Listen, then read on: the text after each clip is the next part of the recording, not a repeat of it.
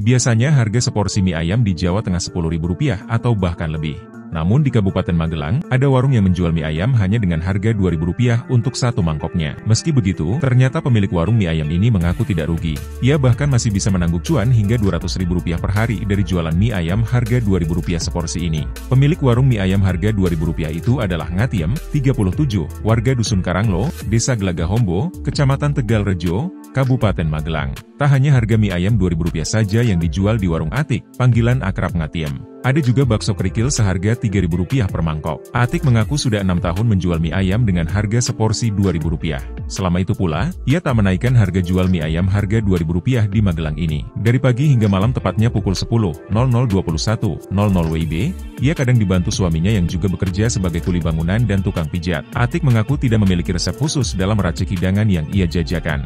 Namun menurut pengunjung, mie ayam buatannya terkenal segar dan kuahnya tak membuat tenggorokan enek. Dia melanjutkan, setiap hari dirinya mampu menjual 4 kg mie dan 3 kg ayam yang diolah menjadi ratusan porsi mie ayam. Meski harga yang ia patok sangat terjangkau, usaha ini tetap memberinya penghasilan yang cukup untuk membantu perekonomian keluarganya. Baginya, keuntungan sedikit disyukuri jauh lebih berharga daripada mengeluh tanpa kerja. Menurut Atik, gagasan ini berawal dari pengalamannya menghadapi kesulitan ekonomi. Ketika ia belum bekerja mengelola warung mie ayam. Saat itu, ia hanya mengandalkan gaji suaminya yang bekerja sebagai kuli bangunan. Atik pernah membeli mie ayam seharga Rp13.000 kemudian dibagikan ke seluruh anggota keluarganya di rumah. Penyebabnya karena gaji sang suami belum cair. Pengalaman inilah yang kemudian menginspirasi dirinya untuk membuka warung mie ayam murah dengan porsi hidangan yang sedikit. Selama 6 tahun berjualan, Atik belum pernah menaikkan harga dagangannya.